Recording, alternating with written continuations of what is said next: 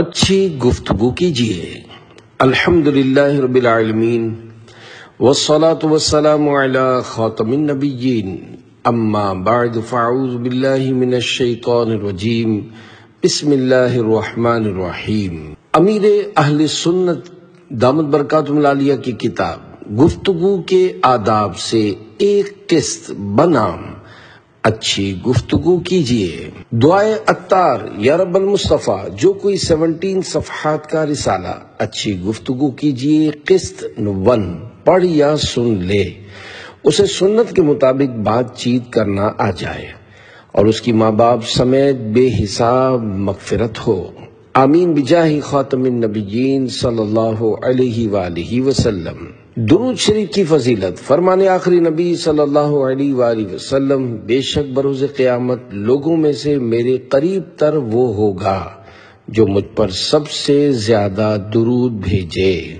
اے عاشقان رسول، بے شک آدمی کو بات چیت کرنے کی ضرورت پڑتی رہتی ہے، مگر یہ یاد رہے کہ غیر ضروری جائز گفتگو سے بھی خاموشی بہتر ہے۔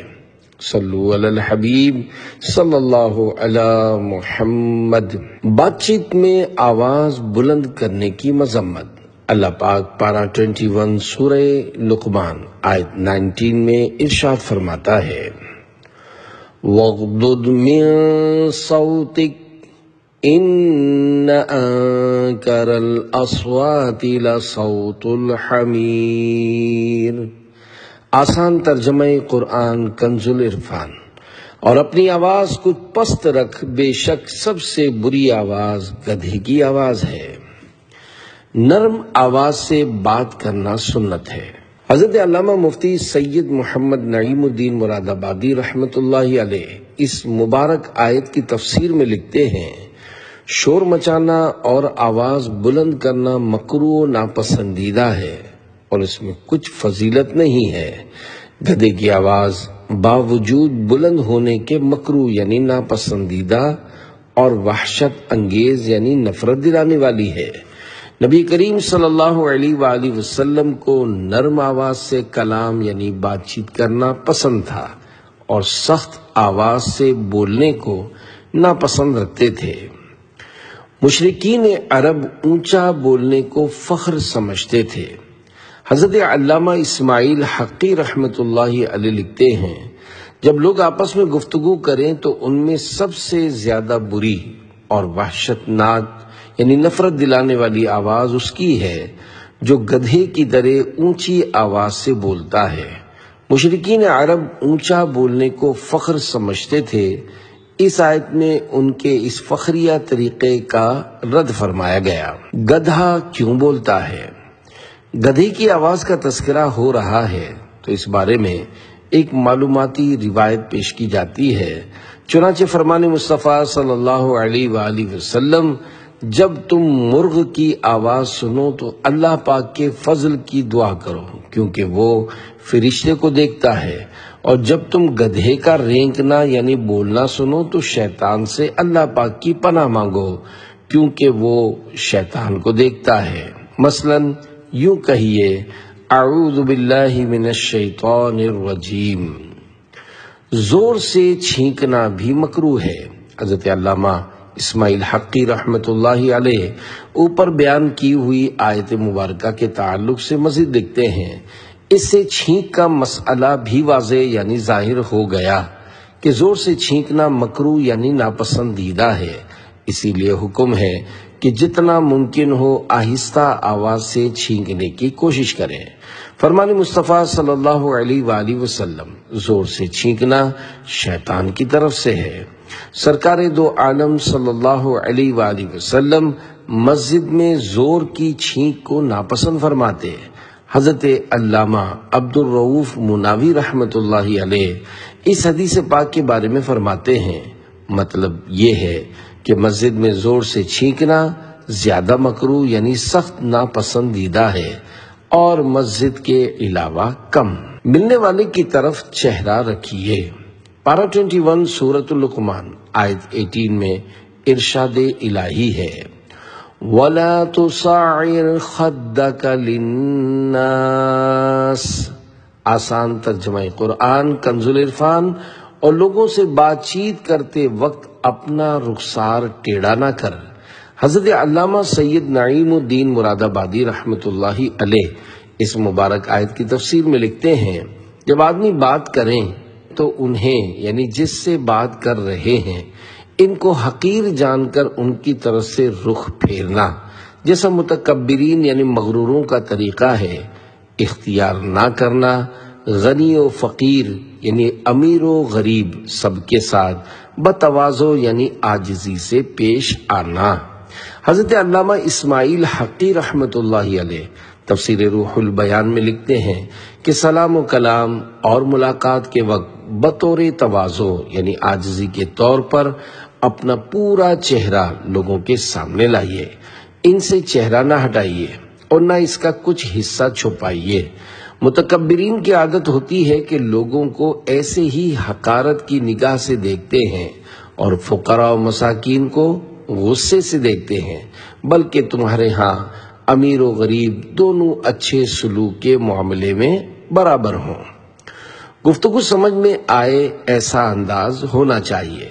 بازاری انداز میں چلا چلا کر باتیں کرنے سے بچنا چاہیے کہ رسول پاک صلی اللہ علیہ وآلہ وسلم کبھی بھی اس طرح باتیں نہیں کرتے تھے۔ آپ صلی اللہ علیہ وآلہ وسلم کی گفتگو شریف میں آواز نہ زیادہ بلند ہوتی نہ اتنی دھیمی کہ سامنے والے کو سننے میں دشواری پیش آئے۔ سرکار صلی اللہ علیہ وآلہ وسلم کی مبارک گفتگو آسان ہوتی۔ ام المومنین یعنی تمام مسلمانوں کی ماں حضرت بی بی عائشہ صدیقہ رضی اللہ عنہا فرماتی ہیں کہ سرکار دو عالم صلی اللہ علیہ وآلہ وسلم صاف صاف گفتگو فرماتے اور سننے والا اسے سمجھ لیتا تھا۔ سرکار صلی اللہ علیہ وآلہ وسلم بات 3 بار دہراتے۔ خادم النبی حضرت سیدنا انس رضی اللہ عنہ سے روایت ہے کہ سرکار مدینہ صلی اللہ علیہ وآلہ وسلم جب کوئی بات فرماتے تو اس کو 3 مرتبہ دہراتے تاکہ اسے سمجھ لیا جائے۔ شرح حدیث میراث شریف میں ہے، یعنی مسائل بیان کرتے وقت ایک ایک مسئلہ 3 بار فرماتے تاکہ لوگوں کے ذہن میں اتر جائے۔ یہاں ہر کلام 3 بار دہرانا مراد نہیں۔ گفتگوئے مصطفیٰ صراط الجنان جلد 7 صفحہ 502 پر ہے۔ سیرت کی کتابوں میں مذکور یعنی بیان کیا گیا ہے کہ حضور پر نور صلی اللہ علیہ وآلہ وسلم بہت تیزی کے ساتھ جلدی گفتگو نہیں فرماتے تھے، بلکہ ٹھہر ٹھہر کر کلام یعنی بات چیت فرماتے تھے، اور آپ کا کلام اتنا صاف اور واضح ہوتا تھا کہ سننے والے اس کو سمجھ کر یاد کر لیتے تھے، اور اگر کوئی اہم بات ہوتی تو اس جملے کو کبھی کبھی 3 مرتبہ فرما دیتے تاکہ سننے والے اس کو اچھی طرح ذہن نشین کر لیں۔ آپ صلی اللہ علیہ وآلہ وسلم بلا ضرورت گفتگو نہیں فرماتے تھے، بلکہ اکثر خاموش ہی رہتے تھے۔ آپ صلی اللہ علیہ وآلہ وسلم کو جامع کلمات کا معجزہ عطا کیا گیا تھا کہ مختصر سے جملے میں لمبی چوڑی بات کو بیان فرما دیا کرتے تھے۔ مشکل زبان بولنے والا وزیر چٹکلا۔ بولنے میں الفاظ سادہ اور صاف ہونے چاہیے۔ مشکل الفاظ استعمال کرنے میں ہو سکتا ہے کہ اگلے پر آپ کی زبان دانی کی دھاک تو بیٹھ جائے، مگر آپ کہنا کیا چاہ رہے ہیں وہ اس کی سمجھ میں نہ آئے۔ میری اس بات کو اس فرضی چٹکلے سے سمجھنے کی کوشش کیجیے۔ ایک بار وزیر زراعت و آب پاشی یعنی منسٹر فار اریگیشن ایک گاؤں کے دورے یعنی وزٹ پر تھے۔ کسانوں کا ایک وفد یعنی ڈیلیگیشن ملنے آیا۔ ان لوگوں نے وزیر سے اجازت لینے کے لیے ایک کسان کو اندر بھیجا۔ وزیر صاحب نے سر اٹھا کر دیکھا اور پوچھا، تمہاری کشت زار پر امسال تقاطر امطار ہوا یا نہیں؟ ان پڑھ کسان یعنی فارمر نے جب یہ جملہ سنا تو فوراً باہر نکل آیا اور ساتھیوں سے کہنے لگا، وزیر صاحب تلاوت فرما رہے ہیں۔ اے عاشقان رسول، وزیر صاحب اگر مشکل زبان نہ بولتے تو کسان پریشان نہ ہوتا، حالانکہ وہ تلاوت نہیں تھی، بات ذرا بنا سجا کر پیش کی گئی تھی۔ وزیر کے جملے کا معنی ہے تمہارے کھیت پر اس سال بارش ہوئی یا نہیں، لہذا جب بھی کسی سے بات چیت کریں یا تقریر و بیان فرمائیں یا مضمون و کتاب وغیرہ لکھنے کی ترکیب کریں تو سننے پڑھنے والوں کی سمجھ میں آ سکیں ایسے الفاظ استعمال کرنے کی کوشش فرمائیں۔ سب سے زیادہ جہنم میں لے جانے والی دو چیزیں ہیں۔ پیارے پیارے اسلامی بھائیوں، زبان کو قابو میں رکھنا بہت ضروری ہے۔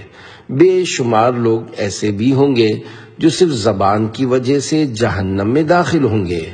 حضرت سیدنا ابو ہریرہ رضی اللہ عنہ فرماتے ہیں، سرکار دو عالم صلی اللہ علیہ وآلہ وسلم سے پوچھا گیا کون سا عمل لوگوں کو کثرت سے جنت میں داخل کرے گا؟ آپ صلی اللہ علیہ وآلہ وسلم نے ارشاد فرمایا وہ تقوی اور اچھا اخلاق ہے۔ اور پوچھا گیا کیا چیز لوگوں کو کثرت سے جہنم میں داخل کرے گی؟ فرمایا دو چیزیں، منہ اور شرمگاہ۔ وہ جنتی ہے کون؟ حضرت ابو ہریرہ رضی اللہ عنہ سے روایت ہے کہ مکی مدنی آقا صلی اللہ علیہ وآلہ وسلم نے فرمایا اللہ پاک نے جس کو جبڑوں کے درمیان اور ٹانگوں کے درمیان والی چیزوں یعنی منہ اور شرمگاہ کی برائی سے بچا لیا وہ جنت میں داخل ہوگا۔ جنت کی ضمانت، جو اپنے منہ اور شرمگاہ کی حفاظت کرے یعنی ان کا خلاف شریعت استعمال نہ کرے وہ جنتی ہے۔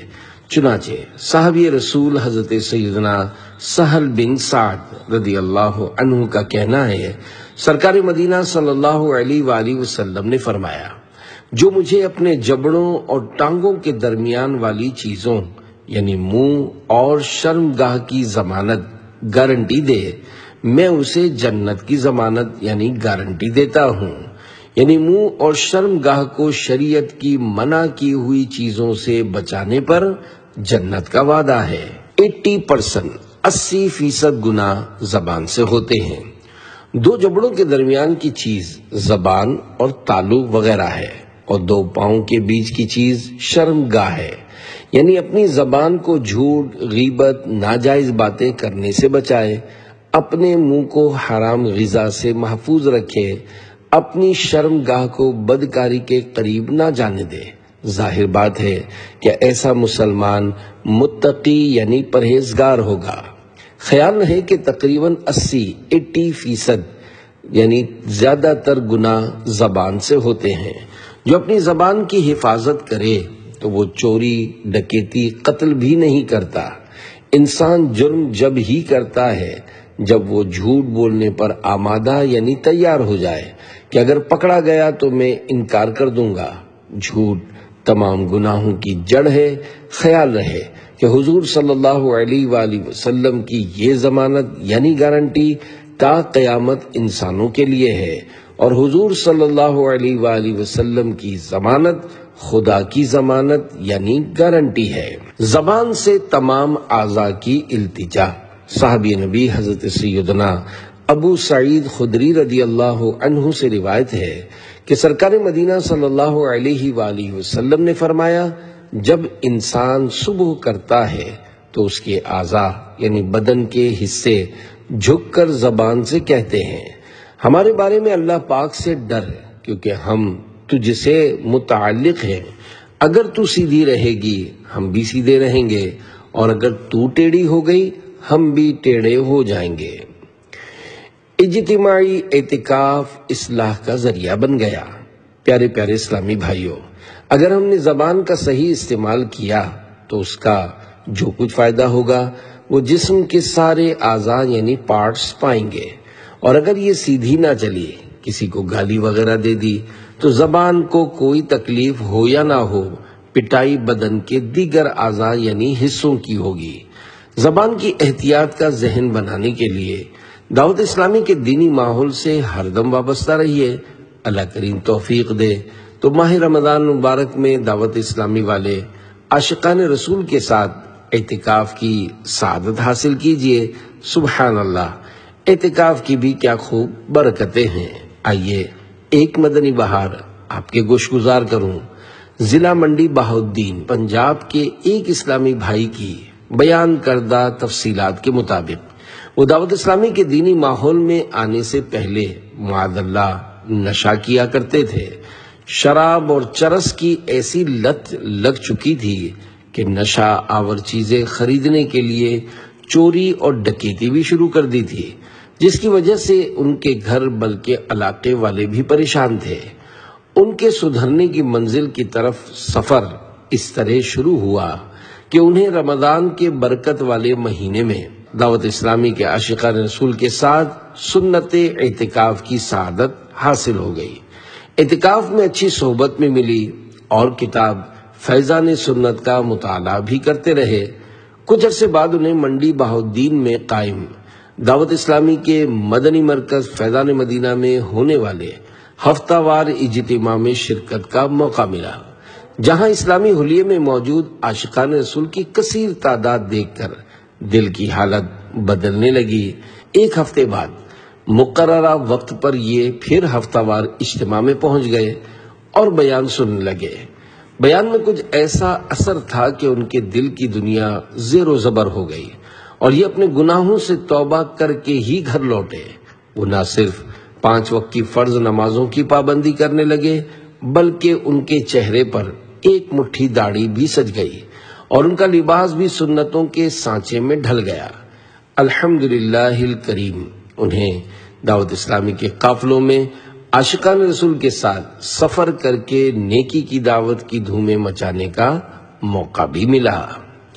انشاءاللہ بھائی سدھر جاؤ گے، دینی ماحول میں کر لو تم اعتکاف، مرض عصیاں سے چھٹکارا تم پاؤ گے، دینی ماحول میں کر لو تم اعتکاف۔ صلو علی الحبیب صلی اللہ علی محمد۔ آر پار نظر آنے والے اونچے اونچے جنتی مکانات۔ مسلمانوں کے چوتھے خلیفہ حضرت سیدنا مولا علی شیر خدا رضی اللہ عنہ سے روایت ہے، حضور اکرم صلی اللہ علیہ وآلہ وسلم نے فرمایا، جنت میں ایسے بالا خانے یعنی اونچے اونچے مکانات ہیں جن کے باہری حصے اندر سے اور اندر کے حصے باہر سے نظر آتے ہیں۔ ایک عرابی یعنی گاؤں کے رہنے والے صاحب نے عرض کیا، یا رسول اللہ صلی اللہ علیہ وآلہ وسلم یہ کس کے لیے ہوں گے؟ آپ صلی اللہ علیہ وآلہ وسلم نے فرمایا، جو اچھی گفتگو کرے، کھانا کھلائے، ہمیشہ روزے رکھے اور رات کو نماز ادا کرے جب لوگ سوئے ہوئے ہوں۔ اچھی بات صدقہ ہے۔ اچھی بات کرنا چپ رہنے سے افضل ہے اور چپ رہنا فضول بات کہنے سے افضل، جبکہ بری بات کہنا تو برا ہی برا ہے اور اچھی بات صدقہ ہے۔ حضرت ابو ہریرہ رضی اللہ عنہ بیان کرتے ہیں، حضور نبی کریم صلی اللہ علیہ وآلہ وسلم نے فرمایا، اچھی بات صدقہ ہے۔ صدقہ یعنی یہاں صدقے سے مراد صدقے کا ثواب ملنا ہے۔ فرمان مصطفیٰ صلی اللہ علیہ وآلہ وسلم، ہر بھلائی صدقہ ہے۔ شرح حدیث یعنی صدقہ صرف مال ہی سے نہیں ہوتا بلکہ ہر معمولی یعنی چھوٹی سی چھوٹی نیکی بھی اگر اخلاص سے کی جائے تو اس پر صدقے کا ثواب ملتا ہے۔ حتیٰ کہ مسلمان بھائی سے میٹھی اور نرم باتیں کرنا بھی صدقہ ہے۔ نیکی کی دعوت فوراً دیجیے، ایسی کوئی بھی فائدہ مند بات ترک نہ کرے، یعنی ادھوری نہ چھوڑے جس کے متعلق جانتا ہو کہ حاضرین اس کے لیے دوسری مجلس یعنی نشست کے محتاج یعنی ضرورت مند ہوں گے۔ الغرض فوراً پوری بات بتا دے، یہ نہ کہے کہ باقی آئندہ بتاؤں گا، کیونکہ بتانے والے کا اور جس کو بتانا ہے اس کے دوسری مجلس تک زندہ رہنے کا کوئی بھروسہ نہیں۔ سرکار صلی اللہ علیہ وآلہ وسلم کے قریب اچھے اخلاق والے ہوں گے۔ صحابی رسول حضرت سیدنا جابر رضی اللہ عنہ بیان کرتے ہیں کہ مکی مدنی آقا صلی اللہ علیہ وآلہ وسلم نے فرمایا، بے شک تم میں سے مجھے سب سے زیادہ پیارے اور قیامت کے دن میرے نزدیک تر وہ لوگ ہوں گے جو تم میں سے زیادہ اچھے اخلاق والے ہیں، اور تم میں سے مجھے سب سے زیادہ ناپسند، اور قیامت کے دن مجھ سے زیادہ دور وہ لوگ ہوں گے جو برے اخلاق والے ہیں، جو زیادہ باتیں کرنے والے، منہ پھٹ باچھیں کھول کر اور منہ بھر کر باتیں کرنے والے ہیں۔ اچھے اخلاق کسے کہتے ہیں؟ حضرت مفتی احمد یار خان رحمت اللہ علیہ اس حدیث پاک کی شرح میں فرماتے ہیں، کیونکہ اچھے اخلاق والا آدمی اکثر نیک اعمال زیادہ کرتا ہے اور گناہ اس سے کم سرزد ہوتے ہیں۔ دیانتداری یعنی ایمانداری، امانت داری، سچائی، وعدہ پورا کرنا، معاملات یعنی لین دین وغیرہ کا درست ہونا، سب ہی خوش خلقی یعنی اچھے اخلاق میں داخل ہیں۔ اور بد خلق یعنی بد اخلاق لوگ اکثر بد عمل ہوتے ہیں۔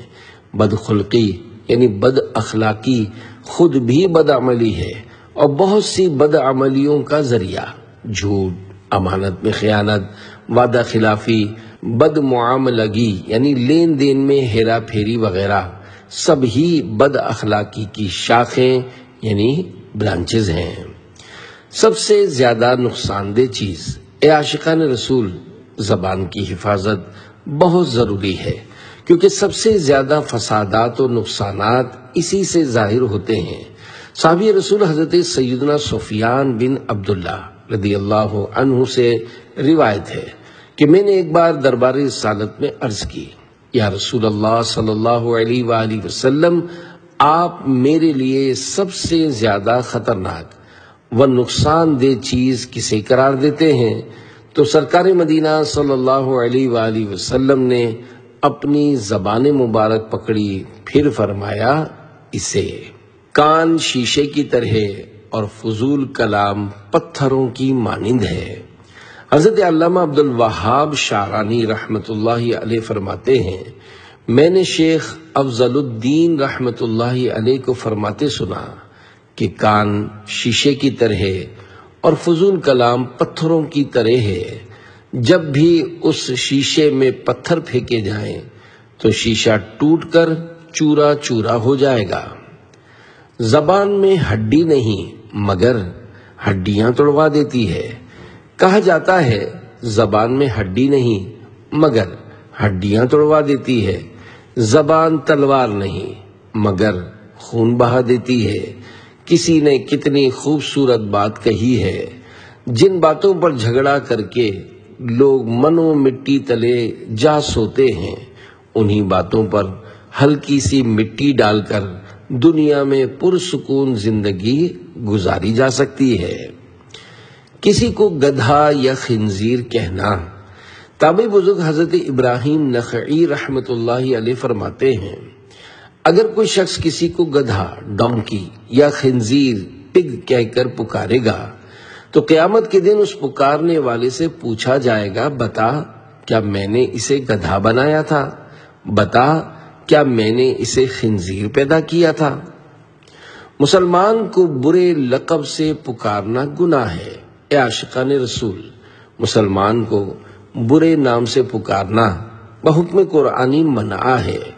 اللہ پاک پارہ 26 سورۃ الحجرات آیت 11 میں فرماتا ہے، وَلَا تَنَابَزُوا بِالْأَلْقَابِ، آسان ترجمہ قرآن کنز العرفان، اور ایک دوسرے کے برے نام نہ رکھو۔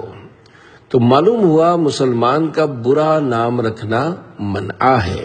مفسرین کرام نے جدا جدا الفاظ میں اس آیت مبارکہ کی وضاحت فرمائی ہے۔ ان میں سے صراط الجنان جلد 9 صفحہ 431 تا 432 سے 2 وضاحتیں پیش خدمت ہیں۔ نمبر 1، بعض علماء نے فرمایا برے نام رکھنے سے مراد کسی مسلمان کو کتا یا گدھا یا سور کہنا ہے۔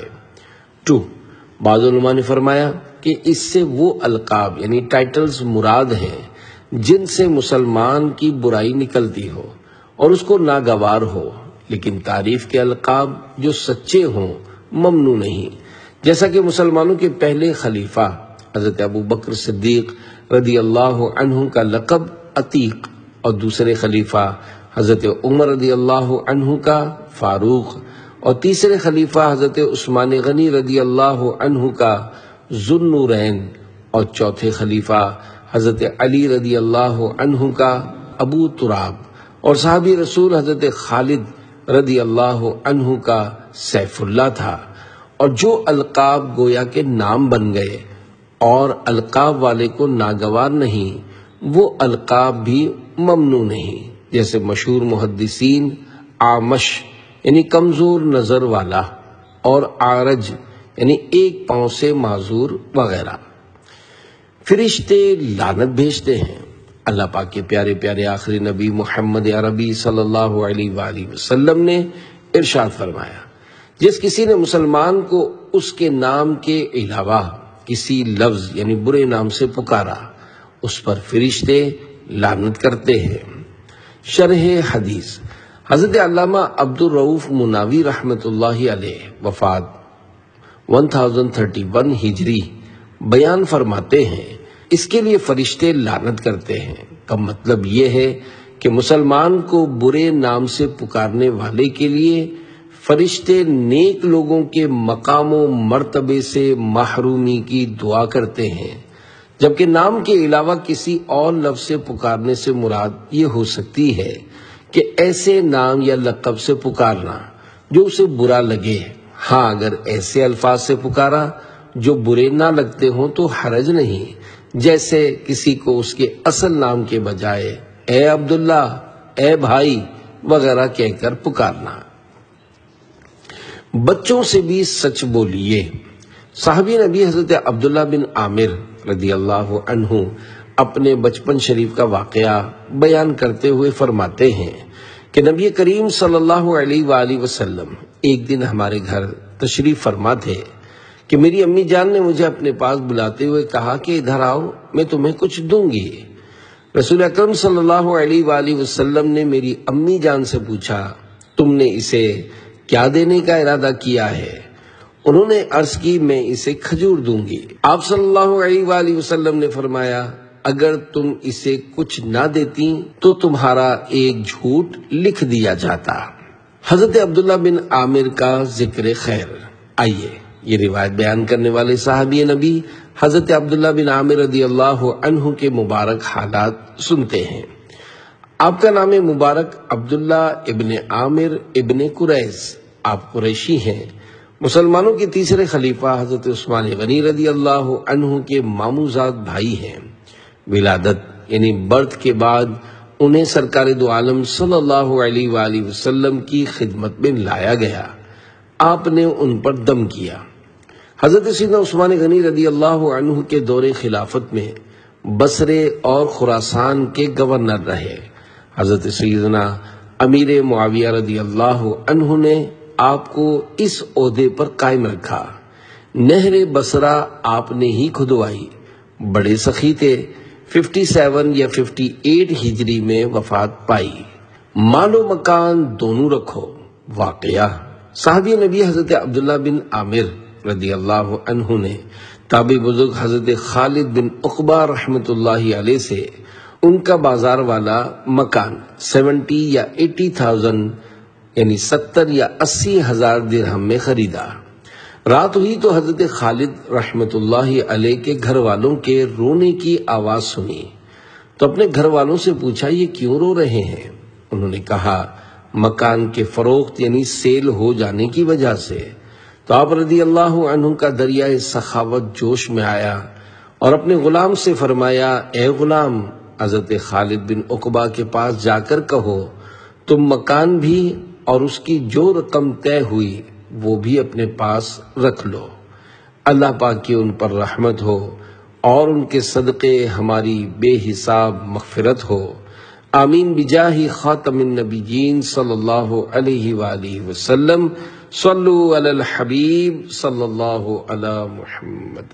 ماں باپ کے نافرمان کی اصلاح کیسے ہوئی؟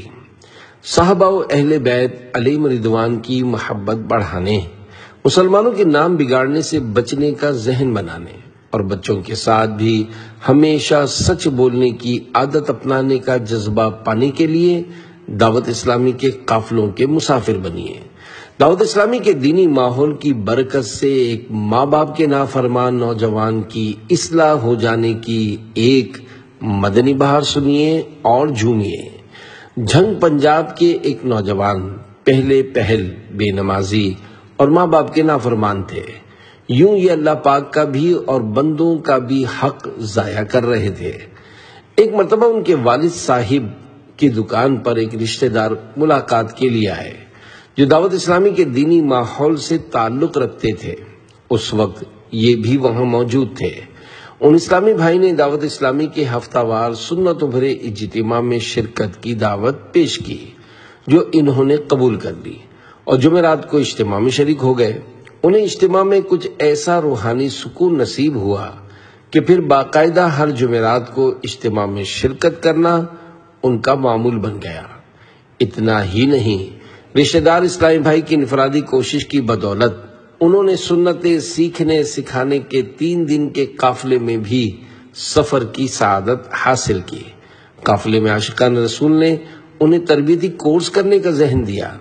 جب یہ قافلے سے گھر لوٹے تو ماں باپ کی نافرمانیوں پر شرمندہ تھے۔ انہوں نے ماں باپ کے قدموں میں بیٹھ کر روتے ہوئے ان سے معافی مانگی۔ انہوں نے بھی شفقت کرتے ہوئے انہیں معاف کر دیا۔ اس کے بعد انہوں نے ماں باپ سے عرض کی، زندگی بہت تھوڑی ہے، نہ جانے کب ختم ہو جائے، میں جیتے جی علم دین سیکھنا چاہتا ہوں۔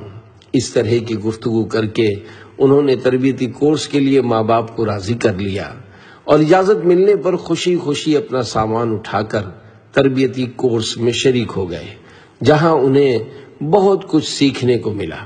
ان کی زندگی کا انداز کچھ ایسا بدلا کہ جو پہلے والدین کی نافرمانی کرتے تھے، اب گھر سے نکلنے سے پہلے ان کے قدم چومتے۔ پھر انہوں نے فرض علوم کورس بھی کیا۔ بڑھتے بڑھتے انہیں دعوت اسلامی کے تنظیمی سیٹ اپ میں یوسی مشاورت کے نگران کی ذمہ داری بھی ملی۔ اللہ پاک انہیں اور ہمیں دعوت اسلامی کے دینی ماحول میں استقامت نصیب فرمائے۔ آمین بجاہ خاتم النبیین صلی اللہ علیہ وآلہ وسلم۔ اللہ کرم ایسا کرے تجھ پہ جہاں میں، اے دعوت اسلامی تیری دھوم مچی ہو۔ صلو علی الحبیب صلی اللہ علی محمد۔ بچوں کو جھوٹا بہلاوا دینا۔ تابعی بزرگ حضرت امام مجاہد رحمت اللہ علیہ فرماتے ہیں، گفتگو اعمال نامے میں لکھی جاتی ہے، حتیٰ کہ ایک شخص اپنے بیٹے کو چپ کرانے کے لیے کہتا ہے، میں تمہارے لیے فلاں فلاں چیز خریدوں گا، حالانکہ خریدنے کی نیت نہیں ہوتی تو اسے جھوٹا لکھا جاتا ہے۔ بچوں کو پھسلانے کے لیے محتاط طریقہ اختیار کیجیے۔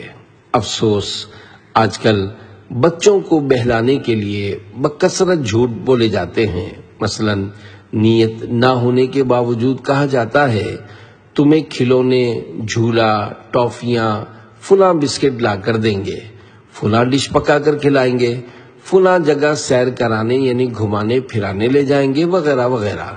ہمارا سچا اللہ اپنے سچے حبیب کے طفیل ہمیں ہمیشہ سچ بولنے کی توفیق عطا فرمائے۔